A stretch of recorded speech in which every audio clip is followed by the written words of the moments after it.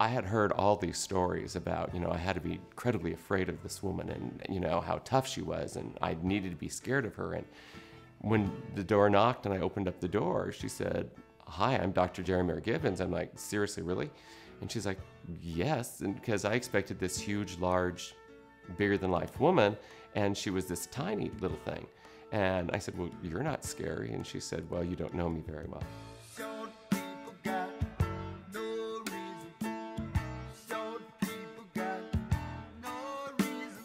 Gerrie was a small person, and I don't mean small in spirit, I mean small in stature. And when she opened her mouth and began to speak, she suddenly became like 10 feet tall. Here she was, this just barely 5 feet, little hellion. That's really how I looked at her from the moment I met her. I think people underestimated her often because of her stature. And then when she began to speak and they saw her work, the rest kind of took its rightful place. I think she was most proud of becoming an instant lesbian. This woman, when I met her, was straight.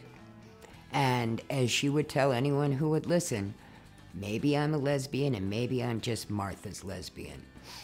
But either way, I've never seen anyone take on a whole community and issues that she never much knew about before and just be so good at them. Her Echo magazine articles were really groundbreaking for the time. I mean, she put a lot of things out there. Being a psychologist, being Dr. Gerrie Mayer Gibbons, which she always introduced herself as, she really had credibility. It wasn't just, this is how I feel as a woman, this is how I feel as a gay woman.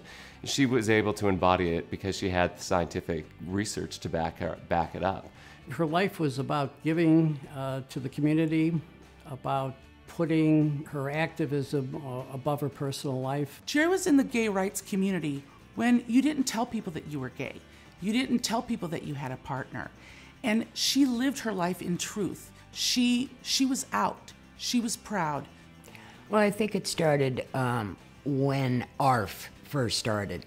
When Bill McDonald, and he'll tell you this, looked around the table and saw all gay white men, most of which were named Bill, and realized that, there was a whole section not there. So Gerrie was one of the first women on the board.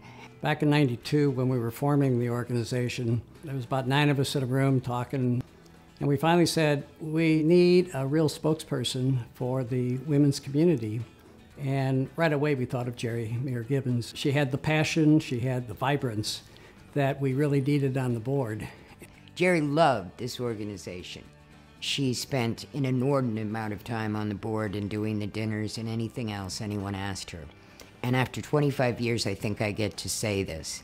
Gerrie would say to you, no, she would yell at you all. What is the matter with you? Don't you understand how vitally important this organization is to the state of Arizona, where there are so few progressives and where we have to fight every day just to keep our footing? Who's going to do that if equality is not here? And you that knew her can hear her, I'm sure, as I can, in my right ear. You tell him, Martha, you tell him how much it means. One of the things I most admired about her was how she died. She chose the way she died. She chose how she wanted to be treated. She chose how to live her life. Gerrie always had an extreme amount of pride and dignity. When Gerrie died, I think that's what I took away from her. She took a sense of dignity. After 25 years, I knew what her wishes were. So when it came time to make that terrible decision that one has to make of continuing treatment or going into hospice, she was aphasic by then. She could not speak. And I knew from her eyes what she wanted and that it was time, that she was done. It was the hardest decision, selfishly, I ever made in my life, to allow her the dignity to die the way she wished.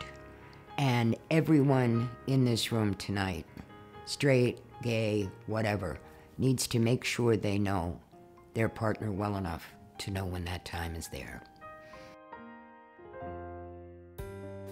She was a trailblazer, and I think it helped Equality Arizona achieve its goals there in the early years. She was inspirational to me when I met her, and she made me want to do more for the community. She made me want to be a better activist. She allowed people to be free. She allowed people to be who they were. They saw her not being afraid, and so it was okay for you not to be afraid. Gerrie was just full of love and humility and all the things that you can say about anyone. And I don't think I'm being unreasonable as her partner of 25 years to say that. I never, ever, for 1 minute, stopped admiring her.